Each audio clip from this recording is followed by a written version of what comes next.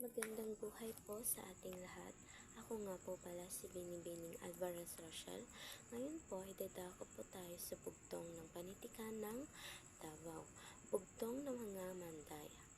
Toong san tutukanon ko, tagmi na dadalaga ay matigam man na isang kasigulman. Sa Pilipino po ay, hulaan mo ito, maliit pang bata na nanahina sa dilim. So, ang sagot po riyan ay ligwan. Sa Tagalog naman po ay honeybee. Ang pangalawa po ay yakataligpag, yang mangot, wayang magulang. Sa Pilipino po ay ang bata ay nakalilipad, nagbubuntog, hininga na lang ang matanda.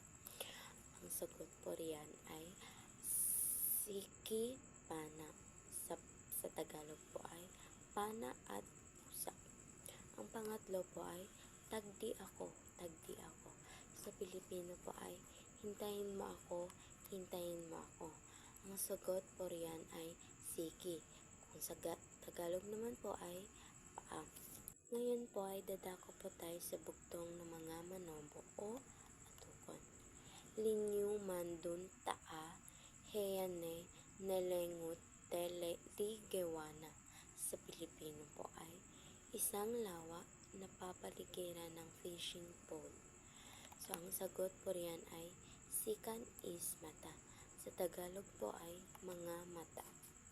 Buntod man guntaan heyan neemo ed ahaa nune eg kiram-kirangda. Neemon eg kawaan nune eg ke kawe mo. Sa Pilipino po ay isang bundok na di halos makita, ngunit abot ito ng mga kaan. Ang sagot po riyan ay sikan is isong. Sa Tagalog po ay ilong. Yan po ay dadako po tayo sa salawikain ng panitikan ng Davao. Salawikain ng mga mandaya. Yang ataog aw matudog di da mamauli. Sa Tagalog po ay ang itlog kapag nabasag na, di na maaaring maisa uli pa. Pangalawa, kalandong panang siyumbang kabilae panang similat. Sa Tagalog po ay walang maitatago sa ilalim ng sikat ng araw. Ngayon po ay dadako po tayo sa salawikain ng mga manobo. Ano'y mantu karabaw na upat tukubong, di pakahidyas. Sa Tagalog po ay kung ang kalabaw na apat ang paa ay nagkakamali pa, paano na lang ang tao? Pangalawa, bisan bato nung bantilis maiduon panahon, nuog kahilis gihapon.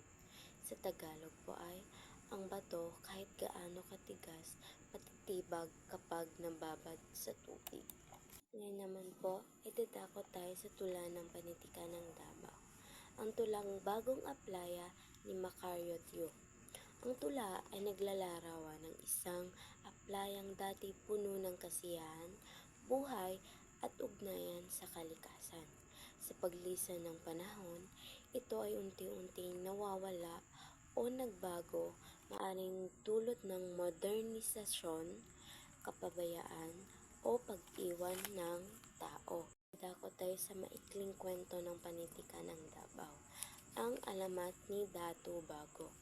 Ito ay nakatuon sa buhay ng isang matapang na pinunong Muslim sa Mindanao na nagngangalang Datu Bago. Siya ay kilala sa kanyang tapang, talino at pagmamahal sa kanyang bayan. Ang kwento ay nagtuturo ng kahalagahan ng pagmamahal sa bayan, katapangan sa harap ng panganib, at ang diwa ng pakikipagbaka para sa kalayaan kahit sa gitna pa ng kahirapan. Ngayon po ay dadako po tayo sa dula ng panitikan ng Davao. Isang kilalang dula mula sa Davao Region ay ang Bagani, na nagpapakita ng kultura at kabayanihan ng mga katutubong pangkat sa Mindanao, lalo na ang mga Bagobo, Mandaya at iba pang mga lumad. Sunod naman po ay dadako tayo sa mga tanyag na manunulat sa Davao.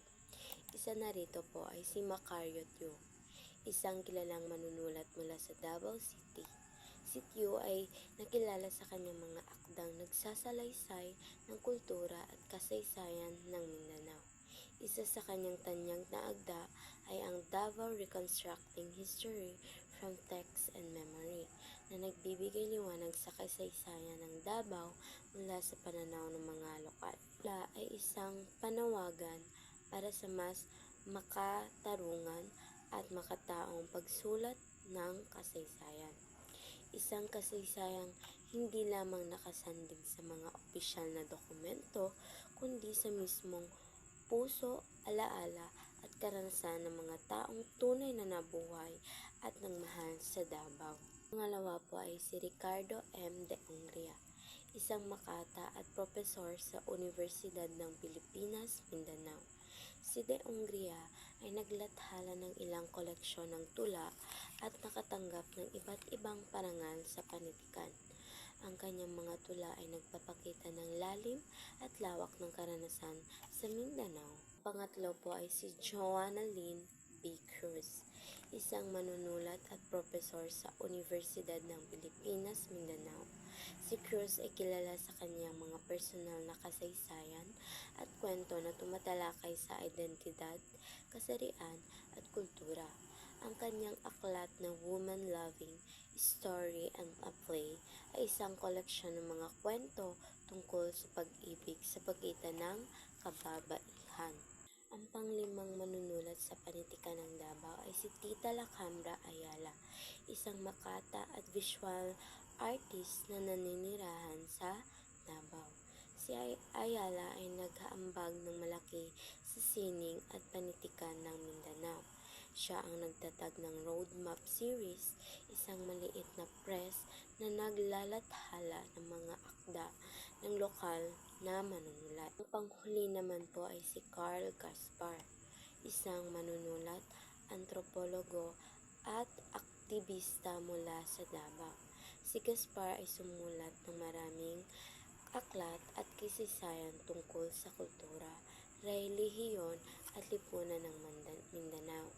Ang kanyang aklat na Desperately Seeking God's Saving Action, Yolanda Survivor's Hope Beyond Heartbreaking Lamentations ay isang pagninilay sa epektong Bagyong Yolanda.